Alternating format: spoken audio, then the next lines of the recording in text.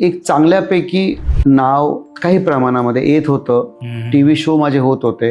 Okay. त्या काळातले गृहमंत्री शंकरराव चव्हाण पासून तर अनेक लोक आपली ट्रीटमेंट घेत होते.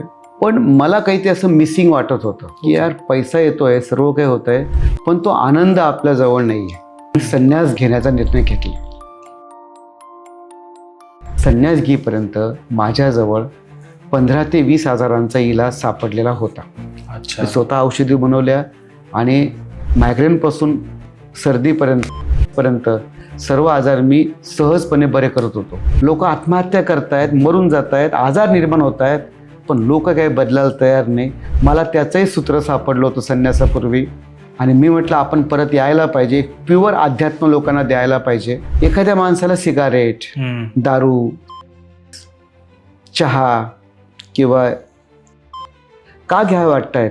स्ट्रेस लेवल इतक्या वाढून टाकतोय आपण की मग आपल्याला ते काही करून ते पिण्याशिवाय पर्याय नाही. आपण सांगतो मुलांना की मोबाईल बघू नको, ड्रग्ज घेऊ नको, दारू पिऊ नको, सिगरेट पिऊ नको, पण ते का पित आहेत? त्याला अंडर स्ट्रेस. मुलं शिक्षण घेत आहेत पण जीवन जगण्याची कला माहीत नाही. हृदयविकार, समजा हृदयाच्या रक्तवाहिनीमध्ये अडथळे निर्माण झाले, ब्लॉकेजेस झाले, तर अँजिओप्लास्टी बायपास प्रस्थापित पॅथीप्रमाणे केला जातं. त्यांनी करावं तो त्यांचा चिकित्सा मार्ग आहे. परंतु ब्लॉकेजेस सुद्धा सहजपणे या उपचार पद्धतीने कायमचे जाऊ शकतात, पुन्हा ते होत नाहीत. डी.वाय. पाटलांचा अनुभव मला सांगण्यासारखा आहे. त्यांनी माझा साम टीव्हीचा शो पाहिला, बायपासला करा बाय बाय. त्यांनी मला फोन केला. मला म्हटले डॉक्टर मी डी.वाय. पाटील बोलतोय, माझी 7 वेळेस अँजिओप्लास्टी झालेली.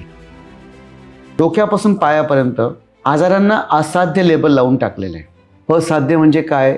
हे आजार कायमचे बरे होत नाही. आणि तुम्हाला मरेपर्यंत गोळ्या खावा लागतील. मी तुम्हाला सांगू शकतो या निमित्ताने डोक्यापासून पायापर्यंत सर्व आजारावर उपचार होऊ शकतात. कॅन्सर सारख्या आजारावर पण निब्बाणा काम करतं का?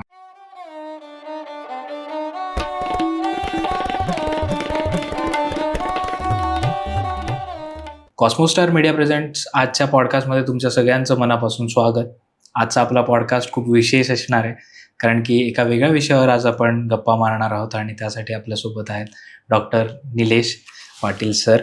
तुमचं खूप खूप स्वागत. नमस्कार. बऱ्याच महिन्यांपासून आपलं चाललं होतं की पॉडकास्ट आपण कधी करू शकतो, काय करू शकतो. आज योग आला आणि एवढं भेटून तुम्हाला सुंदर वाटतंय.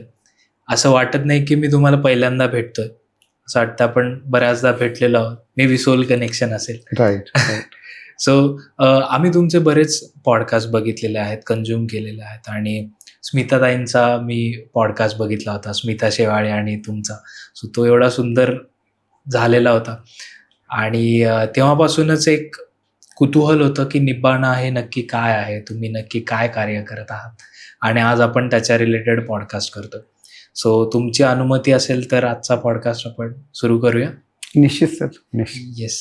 सो मला सुरुवातीलाच हे जाणून घ्यावं असं वाटेल की तुमचा प्रवास कसा होता. म्हणजे डॉक्टर निलेश पाटीलच्या आधी निलेशजी कसे आहेत, तुमचा सुरुवातीचा काळ कसा होता, निब्बाणा कसं सुरू झालं, ओव्हरऑल त्याबद्दल आम्हाला सांगा. निश्चितपणे. सर्वप्रथम तुमचं धन्यवाद. आपण मला बोलवलं या ठिकाणी माझं मत मांडण्यासाठी. परमतत्व परमेश्वर ज्याच्या इच्छेने आपलं सर्व चालू आहे, त्याला धन्यवाद. आणि आपले प्रेक्षक, आपले व्ह्युअर्स सर्वांचं धन्यवाद. सोहम दादा, मला बरेच जसं तुम्ही विचारलं की डॉक्टर हा डॉक्टर दाम्पत्याचा अज्ञात जगातला प्रवास काय आहे आणि माझा प्रवास काय आहे. तर म्हणतात ना की आपण काही ठरवतो आणि देवाची काहीतरी वेगळी इच्छा असते. Correct. Man proposes, God disposes. पुण्यालाच 1994ला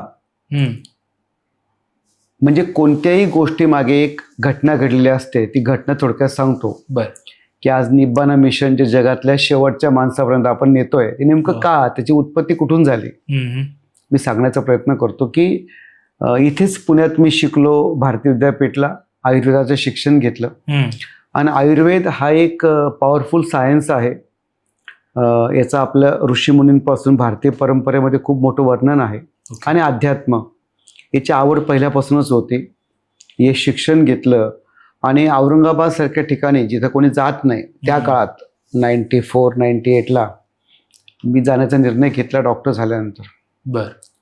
आपल्या बाजूने पूर्ण प्रयत्न केले, कष्ट केले, एका डिसिप्लिनमध्ये काम केलं आणि त्या भागातला एक नामवंत डॉक्टर बनलो. वा. नामवंत या अँगलने की त्याच्याकडे जास्त पेशंट आले की तो नामवंत, डॉक्टरकडे रुग्ण जास्त आले, बरे व्हायला लागले हा. आणि आपलं नाव होतं. मग याच शास्त्राचं अजून प्रसार करायचा म्हणून मी पूर्ण महाराष्ट्रभरात 15 ब्रँचेस डेव्हलप केल्या. वा. योग, आयुर्वेद, अध्यात्म द्यावा लोकांना मुंबई पुण्यासह. आणि एक चांगल्यापैकी नाव, समाधान काही प्रमाणामध्ये येत होतं. TV शो माझे होत होते. ओके. त्या काळातले गृहमंत्री शंकरराव चव्हाण पासून तर अनेक लोक आपली ट्रीटमेंट घेत होते. पण मला काही ते असं मिसिंग वाटत होतं की यार पैसा येतोय, सर्व काही होतंय, पण तो आनंद आपल्या जवळ नाहीये. ज्यासाठी एवढे कष्ट केले, ज्यासाठी डॉक्टर बनलो आपण, जसं तुम्ही आता हे काम करताय, तुमचे अजून काही कामं असतील, प्रेक्षकांनी आपलं काम आठवावं किंवा आपण काम का करतो की एक आनंद मिळावा. आणि ज्याची आध्यात्मिक बैठक असते त्याला तो सजग असतो. ती सजगता त्याला वारंवार आठवण करून देते की आपण कुठे चुकतोय. ओके. तर मला जाणवतंय की पैसे येत आहेत पण समथिंग इज मिसिंग. ते काय मिसिंग होतं? तो आनंद मिसिंग होता. अच्छा. आणि आनंदाच्या पाठीमागे एक स्टोरी अजून की मी बालपणी तेवढं मला अभ्यासाकडे माझं लक्ष नव्हतं, खेळणं तेवढं काही ध्येय फिक्स नव्हतं. वडिलांचे काही निर्णय चुकले आणि 2 ते 3 वर्ष गरिबीचा काळ मी अनुभवला. बर. गरिबाला गरिबी काही जाणवत नाही, पण जे श्रीमंत असतात त्यांना गरिबी जास्त भयानक वाटते. आणि बरं, कोणत्या वडिलांना वाटतं निर्णय चुकावे, पण जीवन आहे, निर्णय चुकतात. आणि ते 3 वर्ष मला खूप काही शिकून गेले. तो जो संघर्ष होता 3 वर्षातला तो खूप भयानक होता. गरिबी कोणावर येऊ नये पण ती आली आणि खऱ्या अर्थाने माझा आत्मउत्कर्ष त्यावेळी झाला. अच्छा. आणि मी वडिलांना विचारलं, मला कळलं की गरिबी नको, आपण श्रीमंत व्हायला पाहिजे. तो वडिलांना विचारलं मी की अण्णा, श्रीमंत व्हायला काय केलं पाहिजे? एक छोटा मुलगा आपल्या वडिलांना विचारतोय, जे घडलं ते सांगतोय. अण्णा म्हटले डॉक्टर व्हायला पाहिजे. त्यांना जे वाटलं ते बोलून गेले. ते म्हटले कलेक्टर, तर मी कलेक्टर पण झालो असतो. त्यांनी त्यांच्या बुद्धीप्रमाणे त्यावेळेला सांगून दिलं. तर मला काय जाणवलं त्या छोट्या निलेशला की आपण डॉक्टर्स होऊ, श्रीमंत होऊ आणि श्रीमंत माणसाला आनंद भेटतो असं मी त्यावेळेला मनाशी धरलं आणि अभ्यास सुरू केला जिद्दीने. मित्रांशी दुरावा केला, ध्येय फिक्स केलं. आणि मला आठवतं त्याच वर्षी माझा 58चा दुसऱ्या वर्षी वर्गात 2रा नंबर आला. म्हणजे 58 टू नंबर 2. मग जेव्हा आपण पहिल्या 5 मध्ये येतो, शिक्षक कौतुक करतात, शिक्षकांना अपेक्षा असतात, आपल्यालाही बरं वाटतं, आपलं कौतुक होतं. मग पुढच्या वर्षी त्याच वर्गात नंबर 1 आणि पासआउट होताना मी शाळेत नंबर 3-2ला होतो. मग जिल्हा ठिकाणी शिकायला टाकलं. मग पुण्याला आलो आणि आयुर्वेदाचं 89-90% मला होते. ओपनमध्ये असल्याने डायरेक्ट नंबर लागला नाही MBBSला. डेंटल मला करायचं नव्हतं, पण आयुर्वेदाची मला माहिती होती की सायन्स पॉवरफुल आहे आणि पुणे आयुर्वेदाचं माहेरघर आहे. पुणे निवडलं. आणि त्याच काळात माझा मोठा भाऊ कॅन्सरने आजारी पडला. त्याच्या माझ्यात 2 वर्षाचं अंतर होतं. मला आमच्या घरात कधी हा आजार माहीत नव्हता. मी शिकतोय, तो आजारी पडला आणि एके दिवशी डॉक्टरांकडे आम्ही गेलो. आदल्या दिवशी आम्ही दोघं भाऊ गप्पा मारतोय. तो मला त्याचे स्वप्न सांगतो, त्याला पुढे काय करायचं. 2 भावांच्या संध्याकाळी गप्पा होत आहेत आणि सकाळी मी जेव्हा डॉक्टरांच्या कॅबिनला येतोय त्याचा एक रिपोर्ट गेला होता. पायाचं बायोप्सी केलं होतं. त्याला सूज येत होती, वेदना होत होत्या पायाच्या ठिकाणी, गुडघ्याजवळ. तर ब्रॉडीज ॲब्सेस किंवा कॅन्सर पैकी एक निदान होणार होतं, माहीत नाही. सकाळी खाली आलो, डॉक्टर म्हटले, त्या डॉक्टरांची पद्धत बोलण्याची खूप अब्रप्ट आहे. ते म्हटले तुम्हारे भाई को कैंसर हुआ है, पैर काटना पड़ेगा, पैर काटो मत काटो, 5 साल में मरने वाला है. एका 21 वर्षाच्या किंवा 19 वर्ष वयाच्या मुलाला डायरेक्ट सांगून दिलं सर त्या डॉक्टरांनी. मला त्या दिवशी जीवन कळालं की जीवन किती डेंजर आहे. त्यांनी तर सांगायला नको होतं, पण त्यांचा स्वभाव. मग वडील आले, मग बोलले वगैरे. भाऊ मोजून 3-4 वर्षात गेला. माझं शिक्षण चालू होतं, पण मी मात्र कायमचा मेलो. तर मला एक फुलण्यापूर्वीच, कळी फुलण्यापूर्वीच माझ्या समोर ती गेली होती. आणि मी त्या आजाराचं दुःख पाहिलं. मी डॉक्टरांकडे फिरलो, डॉक्टरांच्या हालचाली पाहिल्या, त्यांचं वागणं बोलणं पाहिलं. मी काय करायचं ते ठरवून टाकलं त्या मोमेंटला. आणि जीवनाबद्दलची एक वेगळीच अगतिकता मला देवाने माझ्या समोर आणली, नियतीने आणली. शिक्षण पूर्ण झालं, औरंगाबादला आलो, ही ब्रँचेस डेव्हलप केल्या. मग आता मी तुम्हाला सांगत होतो की जेव्हा ब्रँचेस डेव्हलप केल्या आणि प्रामाणिकपणे काम करताना जेव्हा माझ्याकडे पैसा यायला लागला, तर मला आनंद यायला पाहिजे होता. जे बालपणी मी पाहिलं, सोहम दादा आनंद नाहीच आहे. उलट आपण ट्रॅप होऊन जातोय. ओके. आपण एक काम निवडतो आनंदासाठी, पण आनंद कमी येतो, त्यातनं त्रास, दुःख, लोक आपल्या मनासारखं वागत नाही. आपण ज्या माणसावर प्रेम करतो तीच माणसं आपल्याला फसवतात. नंतर EMIs, गाडी, बंगला, याच्यामध्ये कधी आपण गुरफटून जातो. मग लग्न करतो, मुलं होतात. मग आपण एक धागा सुखाचा 100 धागे दुःखाचे गाणं म्हणून मोकळं होतो. पण मला पहिल्यापासून एक स्वभाव होता माझा शोधण्याचा. मी म्हटलं हे काही चालणार नाही. मग मी ठरवलं की आपण ते शोधू. जसं बालपणापासून शोधण्याचा प्रयत्न केला, आनंद, डॉक्टर झालो. आता म्हटलं ते शोधू. इथं मिळालं नाही, मग कुठे मिळेल? मग संत लोकांचा अभ्यास केला होता. बालपणी मी संघ शाखेत जात होतो. संघाने मला डिसिप्लिन दिलं, कमिटमेंट दिलं. म्हणजे आज जो मी आहे त्यामध्ये संघ शाखेचा खूप मोठा वाटा आहे. आम्हाला त्या बालपणी कळत नव्हतं. आम्हाला घरातून उचलून ते न्यायचे, असं वाटतं सर काय येत आहेत. पण चांगले विचार, देशाबद्दलचं प्रेम, कोणी काही म्हणत असेल पण मला घडवलेलं आहे. मी अनुभवावरती सांगतो. नंतर पुस्तकं वाचन केले, चांगले गुरु मिळाले. माझ्या काळातले शिक्षक खूप चांगले होते. आणि व्यायामाची आवड करता करता एक डिसिप्लिनने मी इथपर्यंत पोहोचलो. मी ठरवलं की आपण तो आनंद घेऊ. मग मी संन्यास घेण्याचा निर्णय घेतला. निर्णय हा खूप अघोरी होता किंवा भयानक होता. कोणताच डॉक्टर अपघाताशिवाय किंवा मरणाशिवाय एवढी सुंदर प्रॅक्टिस सोडत नाही. म्हणून माझ्या पेशंटला पण शॉक होता, नातेवाईकांना शॉक होता, फॅमिलीला शॉक होता. त्याचा मी एकुलता एक. पण मला शोध घ्यायचा होता की मला तो आनंद शोधायचा होता जो पैशा पलीकडे. आणि संतांबद्दलचं वाचन करून ठेवलं होतं. मग संन्यास कोणता घ्यायचा? तर संन्यासाबद्दल योग मार्ग म्हणा, संन्यास मार्ग म्हणा. संन्यासामध्ये पूर्ण घर सोडून जाणं हा एक प्रकार आहे. पण अनेक गुरूंपैकी ओशोंचा संन्यास एक वेगळा संन्यास, त्याला नव संन्यास नाव दिलंय. ते म्हणतात की ज्या लोकांनी संन्यास घेतला ते घर सोडून निघून गेलेत सुखाच्या शोधामध्ये. मग ते गौतम बुद्ध असतील, महावीर असतील किंवा आपले संत लोक. आणि त्यांना जेव्हा सुख मिळालं, आनंद मिळाला, ते पुन्हा आपल्यामध्ये आले तो वाटण्यासाठी. एका अर्थाने त्यांनी निघून जायला हवं होतं, पण त्यांना दया, करुणा, प्रेमापोटी ते आपल्यामध्ये आले. मग ओशो म्हणतात की अगर यही पे आना है फिर आप जा क्यों रहे. खरंय त्यांचं म्हणणं. त्यांचं म्हणणं घरात राहून तुम्ही करू शकतात. बरं, त्या मोमेंटला ही बुद्धी मला लग्नानंतर आली. मला मिसेस होती, डॉक्टर अपेक्षा मॅडम होत्या डॉक्टर. नंतर मला एक मुलगी होती, तेव्हा मुलगा नव्हता झालेला. ते सोडणंही बरोबर नाही. पटला तो संन्यास. अर्थात तो संन्यास पटला, पण तो संन्यास पहिल्या संन्यासापेक्षा बेकार आहे किंवा डेंजर आहे. एक्झॅक्टली. कारण की त्या सगळ्या मायेत राहून, मोहमायेत राहून स्वतःला डिटॅच ठेवणं हे खूप खूप टफ, डिफिकल्ट असतं. राईट. टफ कोणत्या अंगणे सोडून दादा? लोक तुम्हाला जगू देत नाही. लोकांना हाच प्रश्न की एक डॉक्टर कालपर्यंत चांगला प्रॅक्टिस करत होता, आज हा मरून रंगाचा ड्रेस घालून असं कसं करतोय. मग एक तर यांचं काहीतरी मानसिक संतुलन बिघडलं असेल किंवा काहीतरी झालं असेल.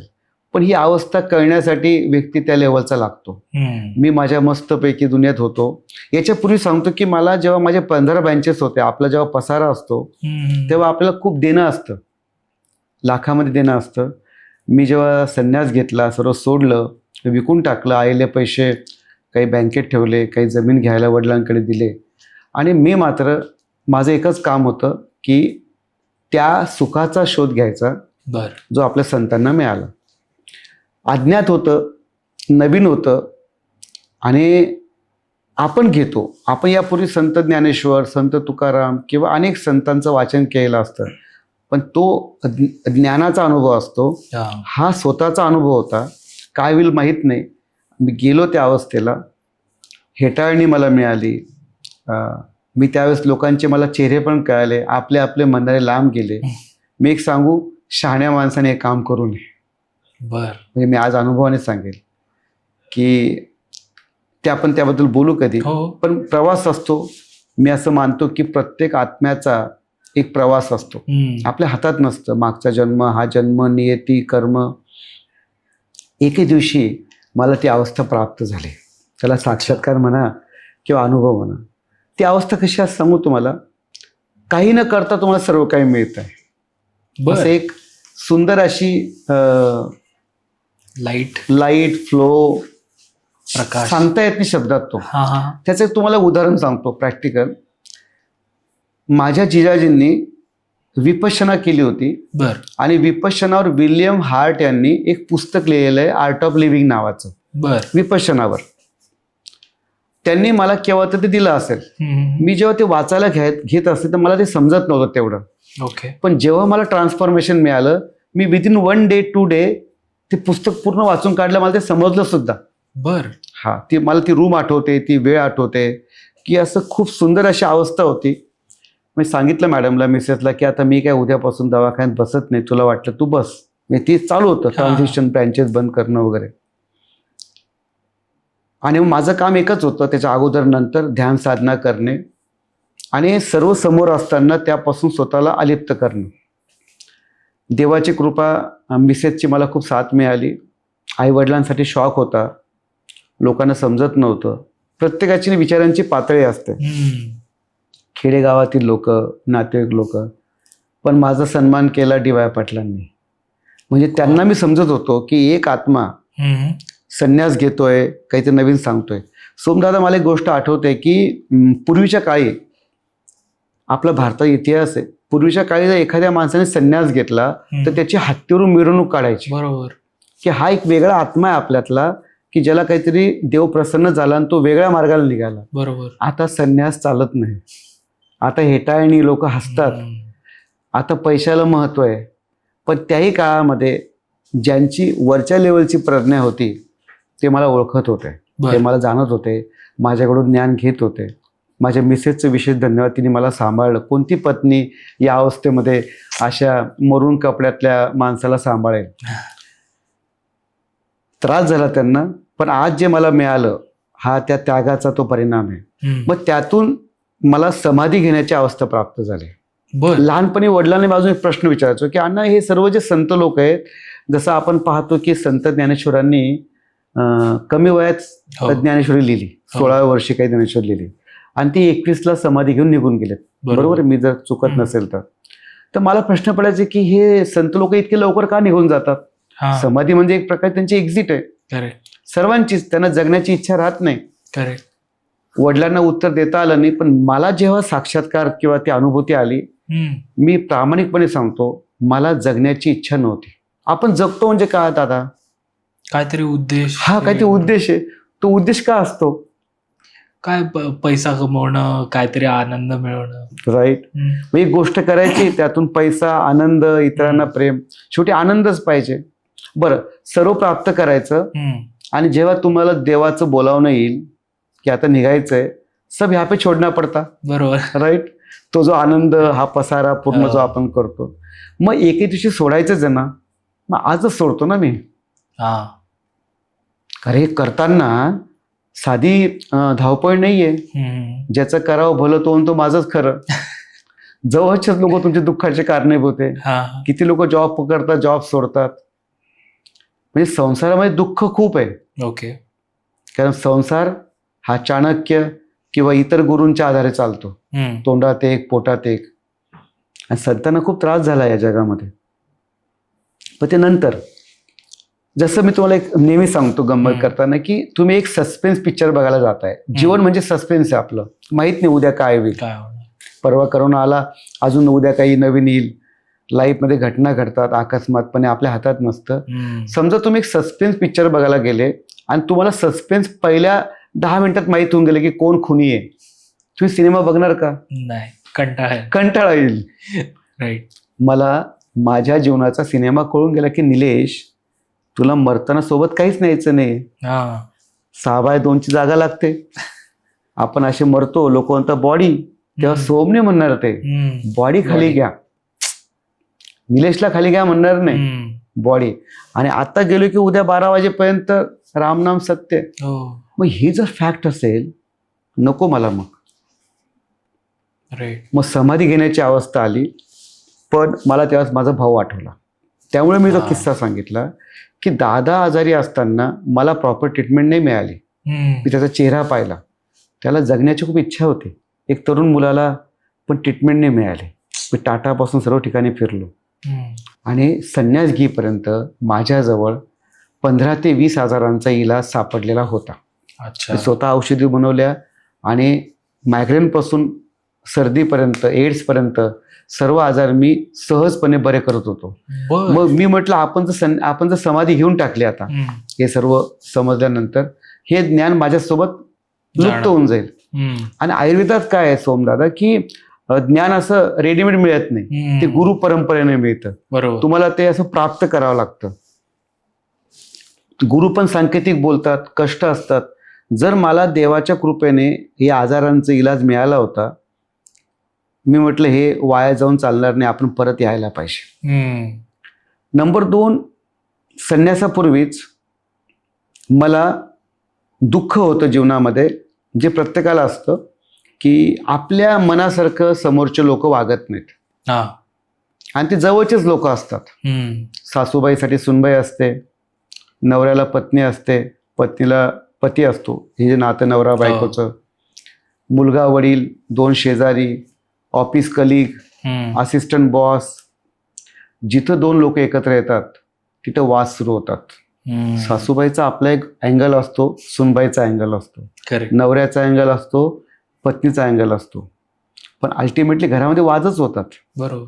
माझ्या जीवनामध्ये माझ्या मनासारखं एक पात्र होतं, त्यांना मी बदलण्याचा खूप प्रयत्न केला. आपण बघा, प्रत्येकाने त्याचे प्रेक्षक किंवा तुम्ही बघताय, तुम्ही तुमच्या जीवनात जा की आपण समोरच्याला बदलण्याचा प्रयत्न करतो आपल्या घराच्या पॉसिबिलिटीमध्ये. समोरचा काय ऐकत नाही, तो म्हणतो माझं खरं, आपण म्हणतो माझं खरं, आणि त्यातून जो संघर्ष होतो. म्हणून मी नेहमीच बोलतो माझ्या टीव्ही शोमध्ये, पॉडकास्टमध्ये, रामायण झालं का नाही झालं मला माहित नाही, महाभारत झालं का माहित नाही, पण आज रामायण महाभारतच चालू आहे, रोज चालू आहे. म्हणजे ती कैकेयी, ती मंथरा, रामाला 14 वर्षाचा वनवास आहे. राम म्हणजे कोण? जो चांगला माणूस, जो देवाचं करतो, जो सात्विक आहे. मला सांगा ना की उद्या राम राजा होणार, संध्याकाळची वेळ, आणि कैकेयी आपल्या नवऱ्याला, यजमानांना 2 वर मागते. तिचं पण बरोबर आहे, यांनी सांगून ठेवलं होतं कधी पण माग. As per her angle she is right. तिने नेमकी वेळ निवडली, तिचे कान मंत्राने भरले होते. ती म्हटली माझ्या पुत्राला राज्य द्या. दशरथाला वाईट वाटलं होतं, आपण जेवढं ऐकलं त्याप्रमाणे, पण वर दिलेले आहेत. एक वेळ पटतं सोम की चला बाबा, पुत्र प्रेम आहे. हा कौशल्या पुत्र होता, तिचा पुत्र भरत होता. पण दुसरी जी तिने अट टाकली की याला 14 वर्ष वनवासात पाठवा, त्याची काय गरज होती सर? खरं. हे जेव्हा आपण ऐकतो, एखाद्या माणसाच्या आयुष्यातले 14 वर्ष तुम्ही मायनस करा. बघा, जो व्यक्ती उद्या राम होणार आहे, आपला राजा होणार आहे, तुम्ही त्याचं राज्यपद काढतात आणि तुम्ही त्याला वनवासात पाठवतात. आणि राम एका शब्दाने बोलले नाहीत, पप्पा असं का करताय पप्पा. आजच्या भाषेमध्ये एक वेळ हे ठीक आहे की तुम्ही मला राज्यपद देत नाहीये, ही दुसरी नका देऊ पप्पा आठ, पण मुकाट्याने निघाला, याला साक्षी भाव म्हणतात. बरोबर. पुढचा प्रवास, रावण, ते पण त्या बिचाऱ्याच्या नशिबात लिहून ठेवलं होतं. पण आज नाव रामाचंच निघतंय. खरंय. इतक्या वर्षांत रामाचंच मंदिर होतंय. वा. हा अध्यात्म आहे. हम्म. घरामध्ये वाद चालू आहेत, लोक आत्महत्या करतायत, मरून जात आहेत, आजार निर्माण होत आहेत, पण लोक काही बदलायला तयार नाही. मला त्याचंही सूत्र सापडलं होतं संन्यासापूर्वी, आणि मी म्हटलं आपण परत यायला पाहिजे. प्युअर अध्यात्म लोकांना द्यायला पाहिजे, धर्मविरहित, देवविरहित. देवाला मी मानतो, चराचरी मी हरीला पाहिन, हरिमय होईन. आज पण देव इथं प्रेझेंट आहे, वा. तुमच्या रूपाने कणाकणा सामावलेला आहे. त्याच्या कृपेशिवाय कुठलंच काम नाही. फक्त खरं. आपण त्याला स्वामी समर्थ, साईबाबा, शंकर वेगवेगळ्या नावाने त्याला पुकारतो. खरंय. तो मला सापडला होता, म्हटलं आपण घरोघरी जाऊन हे शिक्षण देऊया. कारण घरोघरी काही आहे, घरोघरी राम आहे. खरंय. आणि तिसरं यश. प्रत्येकाची यशाची व्याख्या कमी जास्त वेगळी आहे, पण प्रत्येकाला श्रीमंत व्हायचं आहे, पैसा पाहिजे, पैसा एक ऊर्जा आहे, पद पाहिजे, प्रतिष्ठा पाहिजे. मी माझ्या जीवनामध्ये कळत न कळत यशाचा मार्ग मला सापडलेला होता. आणि जेव्हा मी मोठ्यांचे चरित्र वाचले, अभ्यास केला, मला कळलं की तो पॅटर्न सेम आहे. मग यश, आनंद आणि आरोग्य घेऊन मी या जगात परत आलो, एक मात्र प्युअर हेतू घेऊन की मला जगातल्या शेवटच्या माणसाला आनंदी करायचं. आता बघू देव कसं साथ देतो, कसं योग देतो. पण जोपर्यंत मी जिवंत आहे तोपर्यंत माझा प्रयत्न आहे की प्रत्येकाला तत्वज्ञान शिकवायचं, बाकी त्याचा योग. यासाठी काय लागतं, ते एक जागा लागते. तर मी निब्बाणा मिशनची स्थापना केली आणि संभाजीनगरला 5 एकरमध्ये आज आपला आश्रम आहे. आमच्या स्वरूपात छोटा मोठा आहे. तिथं लोक येतात, हे तत्वज्ञान शिकतात. आणि आज महाराष्ट्र, पूर्ण भारत आणि दुबईला आपण आज आपलं काम सुरू केलेलं आहे. म्हणजे जे मी स्वप्न पाहिलं होतं आपण तिथपर्यंत जातोय. त्यातून ही निब्बाणाची स्थापना केली आणि हे आहे आपली निब्बाणा जीवन पद्धती. आणि यातूनच मग आता असाध्य आजार आपण बरे करतो. जो तुमचा प्रश्न होता की ही पद्धती नेमकी काय आहे, तर तिच्या मागे हा एक घडलेला किस्सा होता. बरं डॉक्टर, आता जसं तुम्ही सांगितलं की आम्ही हे म्हणजे विचार पण नाही करू शकत की एखादा डॉक्टर ज्यावेळेस शिकत असतो, तुम्ही आयुर्वेदाचं शिक्षण घेत होता, त्यामध्ये तुमच्या भावाला असं सगळं डायग्नोज झालं आणि ते आपण ज्यावेळी अनुभवतो ना की आपण स्वतः डॉक्टर आता होऊ, आणि ह्या सगळ्या गोष्टी डॉक्टरांच्या मार्फत तुम्हाला ज्या पद्धतीने कळाल्या, सो ते इमॅजिनच नाही होऊ शकत की तुम्ही काय कंडिशनमध्ये तेव्हा असाल. आणि जसं तुम्ही सांगितलं की संन्यास घेण्याच्या आधी तुमच्याकडे 15 गोष्टींवर औषध तुमचं तयार होतं आणि त्याच्यानंतर तुम्ही संन्यास घेतलात आणि तुम्ही परत आला आणि मग तुम्ही निब्बाणाची स्थापना केली.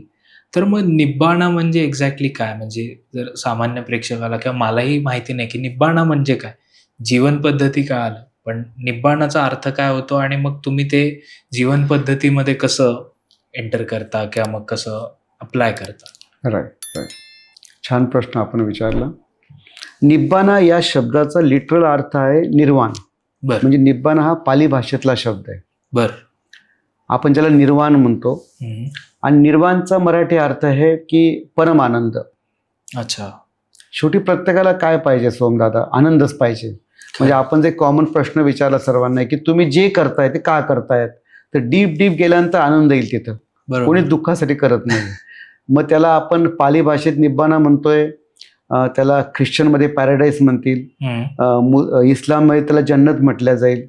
जन्नत, पॅराडाईस हे सोबत, प्रत्येकाला स्वर्ग पाहिजे. हिंदू मायथॉलॉजी प्रमाणे स्वर्ग पाहिजे, मोक्ष पाहिजे. पण म्हणतात की मोक्ष हा मेल्यानंतर मिळतो.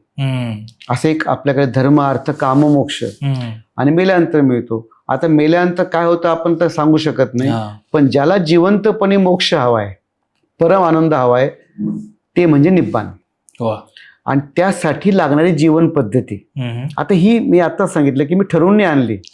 मी डॉक्टर होतो, माझा आध्यात्मिक प्रवास चालू होता, मी संन्यास घेतला आणि त्यातून मला उमगलेली पद्धती. तर ही मी आपल्या याचं वाक्य आहे निब्बाणाचं, a unique way of living. म्हणजे जगण्याची अशी एक वेगळी पद्धत आहे. ओके. जगण्याची पद्धत म्हणजे काय, तुम्ही आणि मी आहे, आपल्या घरात जन्म होतो. मी नेहमी म्हणतो की जन्म आपल्या हातात नाही आहे.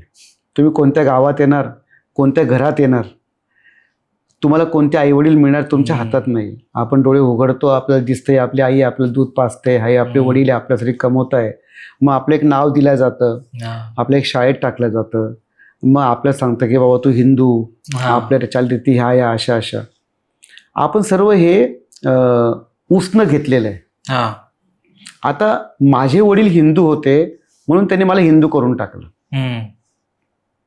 त्यांनी मला विचारलं पण नाही तुला हिंदू व्हायचं का म्हणून. माझं नाव पण ठेवून दिलं निलेश. म्हणजे खूपशा गोष्टी या आपल्या विचारल्या गेलेल्या नाहीयेत. पण आपण कोण आहेत? आपण सोहम आहे का? आपण निलेश आहे का? हो, मला वाटतं मी निलेश, मला वाटतं मी सोहम. म्हणून या शिक्षण पद्धतीमध्ये मी एक कॉमन प्रश्न लोकांना विचारतो, मी कोण आहे? कोण आहे मी? लोक सांगतात मग मी हे मी ते. खूप डीप आहे. ही जी आवरणं आपण घेतलेत, मी कलेक्टर, मी डॉक्टर, मी हे, ही सर्व आवरणं आहेत आणि गळून पडतात जेव्हा वरच्याचं बोलावणं आपलं येतं. हे मी का बोलतोय डॉक्टर असताना किंवा शिक्षण पद्धतीमध्ये, याच्यामुळे आपण आजारी आहोत. ओके. म्हणजे बघा, नाव, गाव, जात पात, गाव, लिंग, 17 वर्ष वय, कॉलेज, डिग्री, लग्न, मिळणारी पत्नी, कुठे नोकरी करणार, कोणती करणार, IT मध्ये करणार का, असं करणार का तसं करणार, ही सर्व फॅक्टर्स. राजकारण, मग मला हा पक्ष आवडतो, मला वेगळा पक्ष आवडतो, वडील वडिलांचा स्वभाव, आईचा स्वभाव, आपण असंख्य फॅक्टरमधून जातो आणि त्यामध्ये आजार लपलेले आहेत. अच्छा. म्हणून निब्बाणा ही अशी एक जीवन पद्धती आहे, तुम्ही अगोदर शिका, ती फॉलो करा. मला गॅरंटी आहे ती पद्धत तुम्ही जगायला लागले की तुमचे आजार तुम्हाला पहिली गोष्ट होणार नाहीत. ज्यांना झालेले ते बरे होतील. आणि तुम्ही ज्या सुखाच्या मागे, आपण काय म्हणतो, एक धागा सुखाचा 100 धागे दुःखाचे, जर तारी हे वस्त्र मानसा तुझ्या आयुष्याचे. आता निब्बाणा मार्गावर चालल्यानंतर एक धागा सुखाचा 100 धागे सुखाचे. काही जर तारी वस्त्र नाहीये. थोडं काम करावं लागेल. संतांनी काम केलं, थोडी तप करावं लागेल, साधना करावं लागेल. साधना केली, स्वतःवर काम केलं, तर तुम्ही म्हणू शकाल की परमानंदाची मला प्राप्त झाले. मग तुम्हाला गरज नाही बाहेरून काही घेण्याची.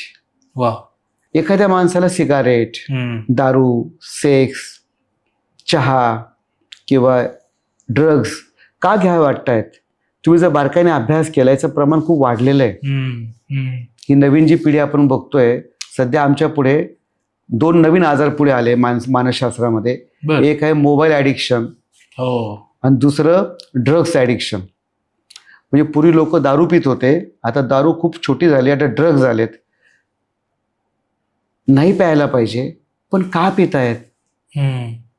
स्ट्रेस लेवल इतक्या वाढून टाकतोय आपण की मग आपल्याला ते काही करून ते पिण्याशिवाय पर्याय नाही. आपण सांगतो मुलांना की मोबाईल बघू नको, ड्रग्ज घेऊ नको, दारू पिऊ नको, सिगरेट पिऊ नको, पण ते का पितायत? त्याला अंडर स्ट्रेस. मुलांना आपण लावून दिलं कामाला घोड्यांसारखं, तुला IIT इंजिनियर व्हायचंय, तुला डॉक्टर व्हायचंय. जे झाले त्यांना विचारा काय चालू आहे. तुम्ही आठवा, माझा एक काळ होता, त्या काळात डॉक्टर आणि केमिकल इंजिनियरला खूप महत्व होतं. आता हे मागे पडलं तर IIT आलं, राईट. अजून काही आलं असेल, सर्व त्याच लाईनमध्ये आहेत.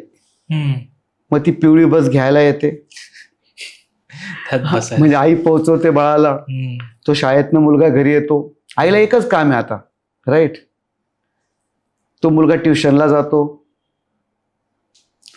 पप्पा येईपर्यंत झोपलेला असतो बऱ्याचदा. त्याला दिवसभर अभ्यास आहे, त्याला खेळणं माहीत नाही. एक काळ होता, आठवा जुना काळ, की आपण किती खेळायचो. ही जी शिक्षण पद्धती आहे ही चुकीची आहे. ही फक्त लेफ्ट ब्रेनला हॅमर करते. आपण जे शिक्षण घेतो 1+2चं, त्याच्यामध्ये राईट ब्रेनला टार्गेट करणारी शिक्षण पद्धती नाहीये. मुलं शिकतायत पण ते डेव्हलप होत नाही. मी सहज आल्यावर तुम्हाला विचारतो, सोमदादा, एज्युकेशन शब्दाचा अर्थ काय असेल बरं? आपण म्हणतो ना, एज्युकेटेड लोक पण गेले त्या बाबाकडे, हे पण फसले, शिकलेले लोक. What is mean by education? मी खूपदा हा प्रश्न विचारतो माझ्या भाषणामध्ये, माझ्या प्रोग्राममध्ये. एज्युकेशन शब्द आलेला आहे ग्रीक भाषेतून. बर. आणि एज्युकेशन शब्दाचा तुम्ही ग्रीक भाषेतनं जर डिक्शनरीतनं अर्थ शोधला, त्याचा अर्थ असा आहे आतून विकसित होणे. अच्छा. मला सांगा, आतून विकसित होणं म्हणजे काय? त्या व्यक्तीचा आत्म उत्कर्ष व्हायला पाहिजे, कन्सेप्ट क्लिअर व्हायला पाहिजे. मुलं शिक्षण घेत आहेत पण जीवन जगण्याची कला माहीत नाही. खरे. आत्ताच एक प्रकरण पाहिलं मी. नाही लग्न करायचं तर सांग ना त्याला लग्न नाही करायचं, त्याला मारायची काय गरज होती? पण ही पण तुम्हाला तुमची बुद्धी डेव्हलप झाली नाही. काय कामाचं शिक्षण? जे आई बापान तुम्हाला लहानचं मोठं केलं तुम्ही त्यांना मारतायत. तत्व सर्व केलं. याचा दोष मुलांचा पण नाही. शिक्षण पद्धती बदलली, आपण विदेशी घेतलं, आपलं सोडून दिलं. आपण जेव्हा मुलांना म्हणतो दादा की फोन वापरू नको, त्याच्यापूर्वी पहिले आपला फोन कमी व्हायला पाहिजे. खरे. राईट. मुलं आपल्यालाच पाहून मोठे होतात. मुलांचा इंटरनल व्हॉइस म्हणजे आई वडिलांचं बोलणं असतं. म्हणजे तुमच्या आतून जो आवाज येतो, तो आवाज तुमच्या आई वडील बालपणी काय बोलले याच्यावर डिपेंड असतो. ओके. तुम्ही म्हटलात पप्पा मला उद्योगपती व्हायचंय, शांत बसतो, आपली लायकी नाही, अंथरून पाहून पाय पसराव, तू नोकरी कर. मी तुम्हाला लहानपणीच असं बोललो मुलगा असताना, तुमचा इंटरनल व्हॉइस काय असेल माहिती आहे? I am not capable for a business. Right. आई बापच कारणीभूत आहे. हा जो माझा प्रयत्न आहे या माध्यमातनं, मी काही वेगळं करत नाही. आपल्या जुन्या लोकांनी जुन्या तत्वाने सांगून ठेवलं. आपण काय झालं चुकून विसरून गेलो आपलं. 4 वाजता उठा झोपेतून. 3:45ची वेळ खूप पवित्र वेळ असते, अमृत वेळा त्याला म्हणतात. बर. तुम्ही 3:45ला उठा. आमच्या आश्रमामध्ये 3:45ला उठण्याची सवय असते. बर. सर्व साधकांना उठवतो, आम्ही धावतो, पोहतो, व्यायाम करतो. अर्धा आजार त्यात बरा होतो. आताही जे प्रेक्षक ऐकतायत, तुम्ही करा नका करू, माझ्याकडे या नका येऊ, फक्त 3:45ला उठा. आणि मी नेहमी सांगतो हातात काठी घ्या कुत्र्यांसाठी आणि 5 किलोमीटर पळायला जा. पळा. हिवाळा, उन्हाळा, पावसाळा आमच्या बॅचमध्ये ठरलेलं आहे काठी शब्द. कारण कुत्रे म्हणतील कोण आले नवीन आमच्या रस्त्याला एवढ्या पहाटे, जे रोज कधी येत नव्हते. वेस्टर्न करता करता आपण आपलं सोडून दिलं. आणि मी म्हणत नाही की वेस्टर्न घेऊ नका, काही आपलं घ्या. लॅपटॉप घ्या, मांडी घालून खाली बसा, मग तुम्हाला गुडघे दुखी होणार नाही. 3:45ला उठा, आई वडिलांचे पाय पडा. ठीक आहे, पप्पाला मित्र म्हणा, पप्पा म्हणा, पण पप्पाची मर्यादा राखा. खूप डीप आहे. मग ही जी युनिक वे ऑफ लिव्हिंग पद्धत आहे, ही मी माझ्या पेशंटला, साधकांना शिकवतो. आणि त्या मार्गावर जर कोणी चालला त्याचे असाध्य आजार बरे होतात, तो आनंदी होतो. हे मी स्वतः अनुभवलं. आज माझ्याकडे जेवढे पेशंट आहेत ते काय वाक्य बोलता माहिती आहे? बरं झालं आम्ही आजारावर पडलो आणि तुमच्याकडे आलो, कारण आजार राहिला बाजूला, आजार तर बरा झाला, आम्हाला शिकायला मिळालं. सर, जीवनशैली, that's a unique way of living. निब्बाणा पद्धती मला तुम्ही जे विचारलं ते. सर, आता जसं तुम्ही जीवनशैलीच्या बाबतीत सांगितलं आणि त्याच्यामध्ये एक वारंवार उल्लेख येतो की पेशंट आणि साधक. तर मग अर्थात हा आता प्रेक्षकांनाही प्रश्न पडला असणार आहे की मग निब्बाणा कुठल्या कुठल्या अशा गोष्टींवर काम करतं किंवा कुठले असे आजार म्हणा किंवा रोग म्हणा याच्यावर तुम्ही आता काम करता? छान प्रश्न आहे. की पहिली गोष्ट, हे निब्बाणा एक मिशन आहे. मला जगातल्या शेवटच्या माणसापर्यंत हे तत्वज्ञान घेऊन जायचं आहे. मी हे पण सांगत नाही की माझे तत्वज्ञान प्रत्येकाला पटेल असं होतं. मी कोणाला फोर्स पण करत नाहीये. मी माझं मत मांडतोय. Maybe I am wrong. त्यामुळे काही प्रेक्षकांचा बराच इगो हर्ट होऊन जातो. हा संन्यास शब्द ऐकल्यानंतर, माझ्या काही गोष्टी ऐकल्यानंतर त्यांनी नाराज होऊ नये. पटलं तर स्वीकारावं, बाकी सोडून द्यावं. पण निब्बाणा मिशनमध्ये प्रामुख्याने निब्बाणा आयुर्वेद नावाने आमची एक विंग आहे, एक काम आहे, ज्याच्यामध्ये आम्ही ट्रीटमेंटचा पार्ट करतो. त्यात आश्रम वगैरे येतो. दुसरा पार्ट आहे निब्बाणा पाथ ऑफ लाईफ नावाची जीवन पद्धती, शिक्षण पद्धती. तर तो कोर्स केल्यानंतर व्यक्ती कायमचा आनंदी होतो, यशस्वी होतो. तो 1 वर्षाचा कोर्स आहे. अगोदर 3 दिवस आणि वर्षभर साधकांना यायचं असतं. ते काय यायचं असतं आपण ते पण बोलूया. तर तुम्ही जो प्रश्न विचारला, निब्बाणा नंतर फार्मास्युटिकलचं आपलं एक काम आहे. आपण एक प्युअर औषधी मार्केटला पेशंटला देतोय. तर या 3 याच्यात काम करताना नंतर भरपूर आपण गावं दत्तक घेतोय, असं व्यसन मुक्तीचं एक केंद्र टाकतोय. वा. कारण हे ॲडिक्शनचं प्रमाण एवढं वाढलेलं आहे. तर माझी खूप मनापासून इच्छा आहे गावागावात घराघरात जाऊन आपण हे काम करणार आहे. आणि आपल्या आश्रमामध्ये एक पार्ट आपण बनवलेला आहे जिथं आपण व्यसनमुक्ती करतोय. वा. तर आपण बोलूया पहिले आजाराबद्दल. हो. की दादा झालं काय की डोक्यापासून पायापर्यंत आजारांना असाध्य लेबल लावून टाकलेलं आहे. असाध्य म्हणजे काय, प्रस्थापित काही पॅथींप्रमाणे हे आजार कायमचे बरे होत नाही. बर. आणि तुम्हाला मरेपर्यंत गोळ्या खावा लागतील, त्याचे साईड इफेक्ट सुद्धा तुम्हाला झेलावे लागतील, पर्याय नाही दुसरा. माझी कोणत्याही पॅथीशी कुठल्या डॉक्टरशी वाद नाही, दुमत नाही, माझी कोणाची स्पर्धा नाही. फक्त जेव्हा डॉक्टर्स म्हणतात की हा कायमचा बरा होत नाही, थोडा सुधार असा करावा त्यांनी की त्यांनी म्हणावं की माझ्या पॅथीप्रमाणे बरा होत नाही, यू कॅन ट्राय अनदर पॅथी. लोक नॅचरोपॅथी करतील, आयुर्वेद करतील, होमिओपॅथी करतील. तेवढं एक करेक्शन झालं तर बरं होईल, किंवा ते रुग्णाने करून घ्यावं. कारण होतं काय, जेव्हा एक डॉक्टर म्हणतो की हा जर कायमचा बरा होत नाही, रुग्ण ते वाक्य मनाशी घेऊन बसतो. एक तर आजारापणामुळे त्रास असतो आणि तो निगेटिव्हिटी घेतो की मला कायमचं बरं वाटणार नाही असं. तर असं काहीच नाही आहे. सदा सर्व काळ या जगामध्ये अनेक सायन्स आहेत, नवीन नवीन शोध लागतात, चमत्कार होतात. मी तुम्हाला सांगू शकतो या निमित्ताने की अध्यात्म आणि आयुर्वेदाच्या साह्याने डोक्यापासून पायापर्यंत सर्व आजार उपचार होऊ शकतात. बर. लागते फक्त पेशंटची जिद्द, पॉझिटिव्हिटी, डिसिप्लिन आणि पक्का गुरु किंवा डॉक्टर. आता आपण जर पाहिलं, आपण एक डोक्यापासून काही आजारांचं वर्णन केलं, ज्यात आम्ही यशस्वीपणे काम करतो. आजार खूप आहेत, प्रत्येक आजारात काम करतो. बर. पहिला आजार आपण घेऊया मायग्रेनचा.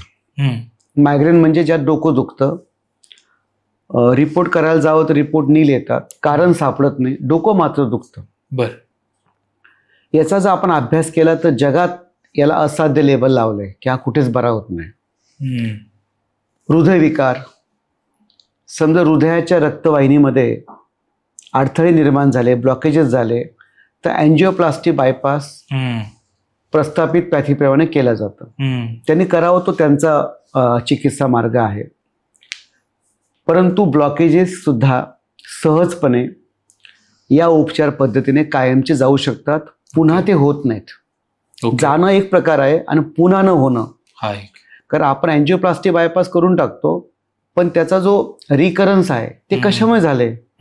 एखाद्या व्यक्तीला ब्लॉकेजेस झाले म्हणजे काही कारण घडलं असेल. सेम मायग्रेनमध्ये फक्त डोकेदुखी कमी करून फायदा नाही, टेम्पररी, त्याचं मूळ कारण शोधून कायमचं जायला पाहिजे. खरं. पोटाकडे आपण आलो, कायमची ऍसिडिटी, अल्सरेटिव्ह कोलायटिस, कायमचं पोट दुखणं.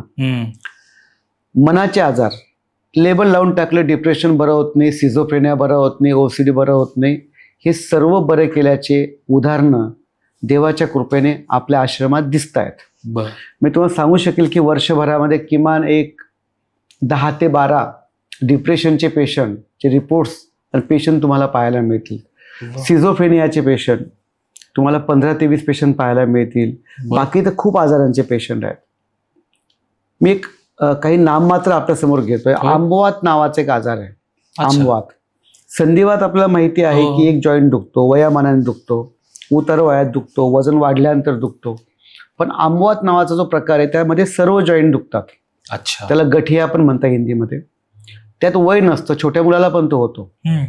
आणि त्या वेदना इतक्या असह्य असतात दादा की पेशंट सहन नाही करू शकत. तिथं पेन किलर चालत नाही, स्टिरॉइड द्यावं लागतात, डॉक्टरनाही पर्याय नसतो. हा आजार जेव्हा कायमचा बरा होतो तेव्हा एक खूप वेगळं काम केल्याचा आम्हाला आनंद भेटतो. सोरासिस नावाचा एक आजार आहे त्वचा विकारामध्ये, पांढरं कोड आहे, मूलबाळ होत नाही, हा एक प्रकार खूप कॉमनली अशा जास्त वाढतोय, वंध्यत्व ज्याला आपण म्हणू. असंख्य आजार याच्यामध्ये येतात.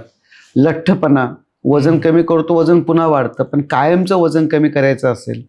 डायबिटीस कायमचा रिव्हर्स होऊ शकतो, इफ वन कॅन डिसाईड आणि आमच्या मार्गाने चालला तर कायमचं.